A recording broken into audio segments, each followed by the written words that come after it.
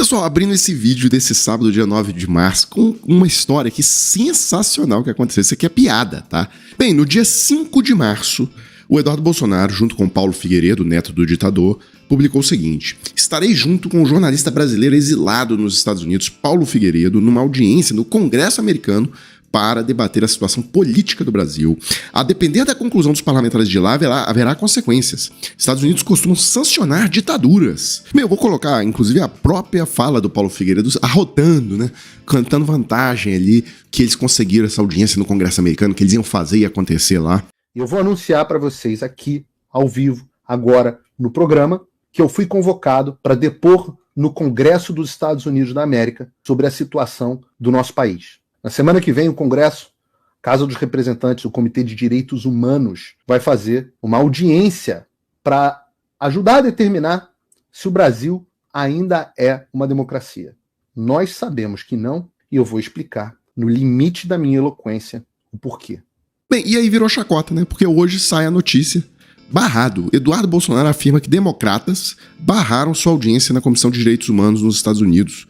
O parlamentar falaria sobre o tema Brasil, uma crise da democracia, liberdade e do Estado de Direito? E aí deu aqui o Poder 360, o Eduardo Bolsonaro choramingando, né? Eduardo critica a esquerda dos Estados Unidos. Censura é a arma dos covardes. Filho do ex-presidente afirma que deputado democrata vetou a audiência em Comissão de Direitos Humanos para calar a verdade. E aí ele diz aqui: estamos incomodando. Foi necessário a esquerda e o establishment se movimentarem a ponto de um deputado americano, McGovern, se expor para vetar nossa audiência no Congresso americano.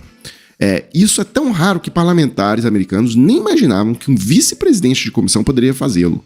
Para calar a verdade sobre o que está acontecendo no Brasil, recorrem à censura, que é a arma dos covardes e dos fracos. O neto do ditador também gravou vídeo choramingando e tal.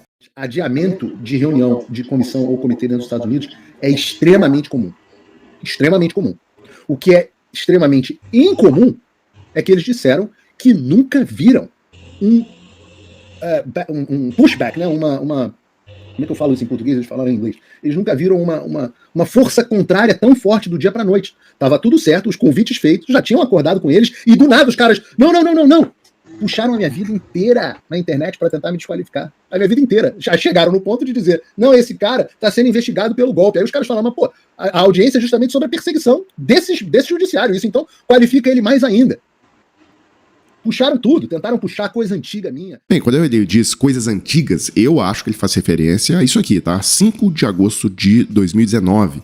Neto de ex-presidente é preso em Miami por envolvimento em esquemas de propina.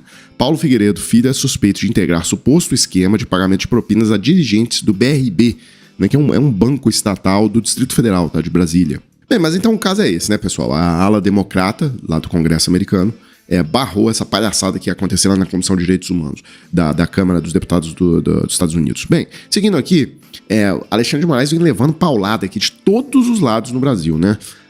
O Xandão, ele proibiu o Bolsonaro, uma decisão corretíssima, inclusive, né? Moraes proíbe Bolsonaro, investigados por tentativa golpista, de irem a eventos militares. Acabar com essa farra do Bolsonaro fazer comício dentro de formaturas militares, dentro de quartéis. Ou seja, o cara fica contaminando a tropa e buscando golpe de Estado, né? Isso há muito tempo. Vocês lembram que ele lançou a candidatura à presidência dele em 2016 dentro da Academia Militar de Agulhas Negras, né? Tem vídeo sobre isso aí na internet. Vocês podem procurar se quiserem. Bem, mas aí mudando de assunto, nas mídias de direita ganhou muita repercussão a fala do presidente do PCO, Rui Costa Pimenta, tá? Ele que é tido aí como de extrema esquerda. E tá aqui: presidente do PCO critica o governo Lula e defende liberdade de expressão da Jovem Pan. Aí diz que o presidente nacional do Partido da Causa Operária, Rui Costa Pimenta, criticou o governo do presidente Luiz Inácio Lula da Silva e defendeu a liberdade de expressão da Jovem Pan. O político de esquerda prestou entrevista ao Brasil 247 nessa sexta-feira, dia 8. Aí ele disse: o governo não deveria fazer nada contra a Jovem Pan. Proibir a imprensa é um caminho errado, isso é coisa de ditadura. Já tem um monte de gente falando na direita que é ditadura. Com esse tipo de medida, o governo vai dar razão para a direita. Eu queria até saber que tipo de medida o governo Lula está tomando contra a Jovem Pan, né? Porque o que eu li no Metrópolis essa semana, até trouxe isso pra vocês, é que naquele processo que é movido pelo Ministério Público Federal, ou seja, uma coisa que não tem nada a ver com o governo Lula, né? É um poder independente, inclusive. Enfim, o Jorge Messias, né, a AGU, se manifestou favoravelmente à Jovem Pan. O que eu achei aqui uma indecência a manifestação da AGU. Dizendo que a Jovem Pan tem liberdade de expressão para defender um golpe de Estado no Brasil, para defender uma ditadura no Brasil que ia torturar muita gente, tal. Então, uma coisa deplorável, na minha opinião. Bem, mas eu já vou emendar isso aqui numa outra coisa. O Glenn Greenwald continua com aquela campanha dele implacável contra o Xandão. E olha que dobradinha é mais improvável. Aliás, quantas dobradinhas improváveis, né? Eduardo Bolsonaro compartilhando o vídeo do Glenn Greenwald, né? E os dois com a mesma posição do Rui Costa Pimenta. Eduardo Bolsonaro, Rui Costa Pimenta e Glenn Greenwald. Tá aqui, nunca imaginei que eu postaria um vídeo do Glenn Greenwald, mas ele traz verdades. Se os americanos soubessem o que está ocorrendo no Brasil, jamais diriam que o Brasil ainda é uma democracia. Dia 12 de março, falarei em audiência na Comissão de Direitos Humanos no Congresso americano sobre esse e outros. Não falará mais, né? Já vimos aqui no início do vídeo que você não falará mais. Bem, mas vamos colocar aqui o vídeo do Glenn Greenwald para comentar. Conservative network called Jovan Pan, which has been all but dismantled by the court. It still exists, but it's been punished in all sorts of ways. They've been required to fire their most popular hosts and replace them with far more tepid and centrist and mainstream voices. Imagine a court forcing a media outlet. Imagine if the Supreme Court said to Fox News, you will be closed unless you tomorrow fire Tucker Carlson and Sean Hannity and Laura Ingraham and replace them with people like Chris Wallace.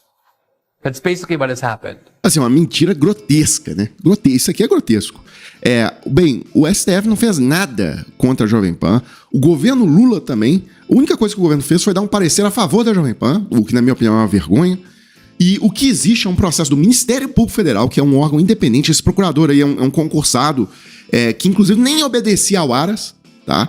Ele pode entrar com as ações lá sem ter que pedir aval ao Aras, na época que ele ingressou com essa ação contra a Jovem Pan. E o órgão na época era comandado pelo Aras, né? Não precisa nem dizer que isso aí foi indicado pelo Bolsonaro. Mas mesmo assim, o procurador lá na primeira instância não precisa de pedir aval ao Aras, ele tem independência funcional.